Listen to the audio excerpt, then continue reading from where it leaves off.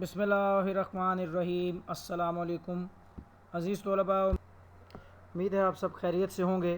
جماعت ہشتم مطالعہ پاکستان کی لیکچر سیریز کے سلسلے میں میں حسنین قمر آپ کی خدمت میں حاضر ہوں۔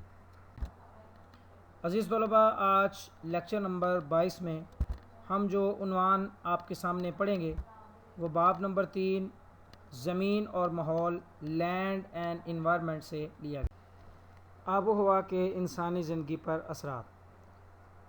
کسی بھی علاقے کی جو آب و ہوا ہوتی ہے، ہم پڑھ رہے تھے، وہ اس علاقے کے لوگوں کی زندگی پر ہر طریقے سے اثر انداز ہوتی ہے۔ وہ کیسی خوراک کھاتے ہیں، ان کے رہائش کا انداز کیسا ہے، وہ کیسا لباس پہنتے ہیں، کیسے پیشے اختیار کرتے ہیں، اس کا دار و مدار اس علاقے کی آب و ہوا پر ہے۔ اگر ٹھنڈی آب و ہوا ہے تو ظاہر ہے اس علاقے کے لوگ کام بھی ویسے کریں گے، اور جو ہے وہ ان کے لباس بھی ویسا ہی ہوگا۔ اور کسی علاقے کی اگر آب و ہوا گرم ہے تو اس علاقے کے لوگ جو ہے وہ اپنی آب و ہوا کے لحاظ سے جو ہے اپنی ہر قسم کی سرگرمیاں سر انجام دیں گے۔ پاکستان میں جو صحرائی علاقوں کی آب و ہوا بہت گرم اور خشک ہے بچوں، دن اور رات کے درجہ حرارت میں بہت فرق ہے، چونکہ ریت بہت جلد درجہ حرارت حاصل کرتی ہے اور بہت جلد درجہ حرارت کھو دیتی ہے، لہٰذا دن اور رات کے درجہ حرارت میں بہت زیادہ فرق رہتا ہے۔ موسم گرما میں دن کے وقت لو چلتی ہے، گرد آلود آندھیاں چلتی رہتی ہیں۔ پنجاب کا جو جنوبی علاقہ ہے جس میں کروڑ لیا بکھر کا علاقہ آتا ہے، اور صوبہ سندھ کا شمالی اور جنوبی علاقہ جس میں نواب شاہ اور تھر پارکر میرپور خاص علاقے ہیں، یہ ریگستانی خصوصیات کے حامل ہیں۔ ان علاقوں کے لوگوں کی زندگی انتہائی سخت ہے، بارش کم ہوتی ہے اور پانی لینے کے ان کو کئی کلومیٹر تک سفر کرنا پڑتا ہے۔ یہاں جن علاقوں میں نہریں ہیں وہاں جو ہے وہ زندگی قدرے بہتر ہے، جیسے کہ ہمارے پنجاب کا ایک تھل کا جو ریگستان کا کچھ علاقہ جو ہے وہ گریٹر تھل کے نام سے اس کو اب جو ہے وہ زیر کاشت لایا گیا ہے۔ بھیڑ بکریاں پالنا ان علاقے کے لوگوں کا ایک اہم ذریعہ معاش ہے۔ پاکستان میں سطح مرتفع بلوچستان کی آب و ہوا بھی موسم گرما میں گرم ترین ہوتی ہے اور موسم سرما میں سرد ترین ہوتی ہے۔ موسم سرما میں بعض بلند مقامات پر برف باری بھی ہوتی ہے، جیسے کہ زیارت ہو گیا، کوئٹہ وغیرہ۔ پاکستان کا یہ علاقہ خشک ترین علاقہ ہے۔ موسم سرما کی برف باری اس علاقے میں پانی کے ذخیروں کی دستیابی کا اہم ذریعہ ہے، چونکہ جب گرمی آتی ہے تو وہ برف پگھلتی ہے اور وہ جو ندی نالے ہیں وہ پانی سے بھر جاتے ہیں۔ موسم گرما میں نشیبی علاقوں اور چھوٹے علاقوں میں سے پانی جمع ہوتا ہے، لہٰذا یہاں جھیلیں اور موسمی ندی نالے موجود ہیں۔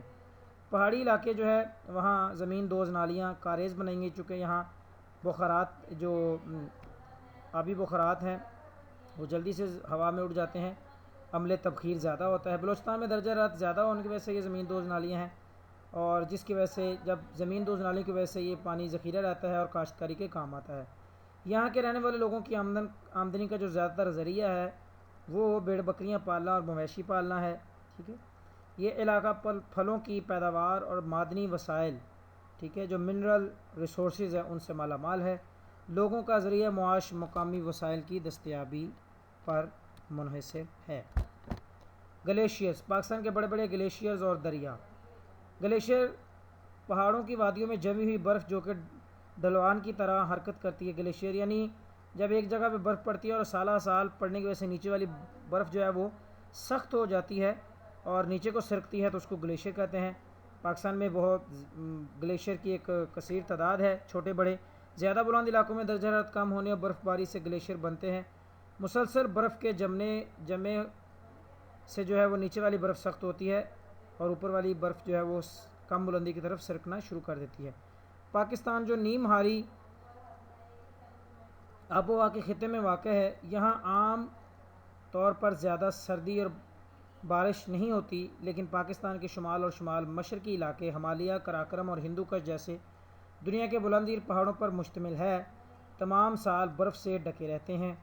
پہاڑی حصوں میں دنیا کے بڑے بڑے گلیشیئرز موجود ہیں، جن میں سیاچن، بولتورو، بیافو، بتورا اور ہسپر جو کہ کئی کلومیٹر تک طویل ہیں۔ سیاچن گلیشیئر، سیاچن بلتی زبان کا لفظ ہے کیونکہ یہ بلتستان میں واقع ہے، جس کے معنی جنگلی گلاب کے ہیں۔ اس گلیشیئر پر یہ پودا زیادہ اگتا ہے، اس لیے سے بلتی لوگ اسے سیاچن کہتے ہیں۔ اس کی لمبائی تقریباً 70 کلومیٹر ہے، یہ 70 کلومیٹر لمبا ہے۔ یہ سلسلہ قراقرم میں واقع ہے۔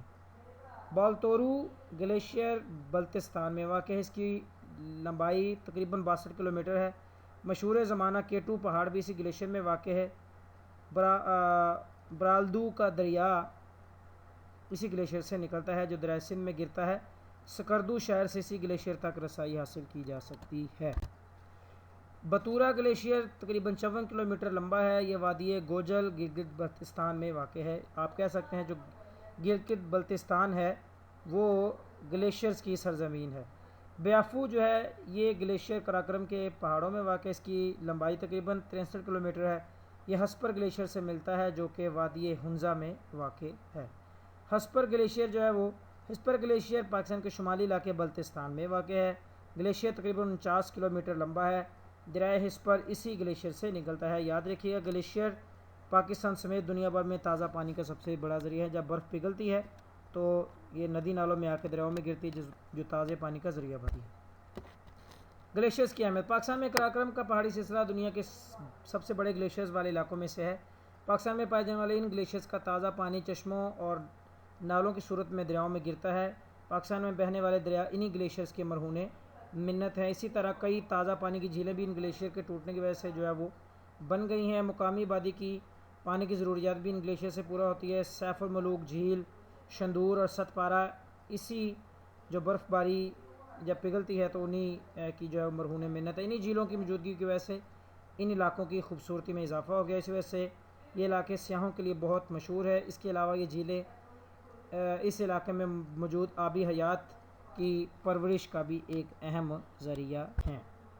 یہ تھا جی آج کا عنوان۔ امید ہے کہ آج کا عنوان آپ کو سمجھ لگ گیا ہے۔ آپ نے گھر سے تفصیلی سوال پاکستان کی آب و ہوا کے خطے اور انسانی زندگی پر اثرات کی تفصیل سے وضاحت کریں گے، یاد کرنا ہے اور مختصر سوال یاد کرنا ہے۔ پاکستان میں پائے جانے والے 3 گلیشیئرز کے نام لکھیں، یہ آپ نے گھر سے یاد کرنے ہیں۔ آپ کا کوئی سوال ہے تو کمنٹ باکس میں اس کو ضرور شیئر کریں تاکہ مزید بہتری لائی جا سکے۔ اگلے لیکچر کے لیے مجھے اجازت دیجیے۔ اللہ حافظ و ناصر ہو۔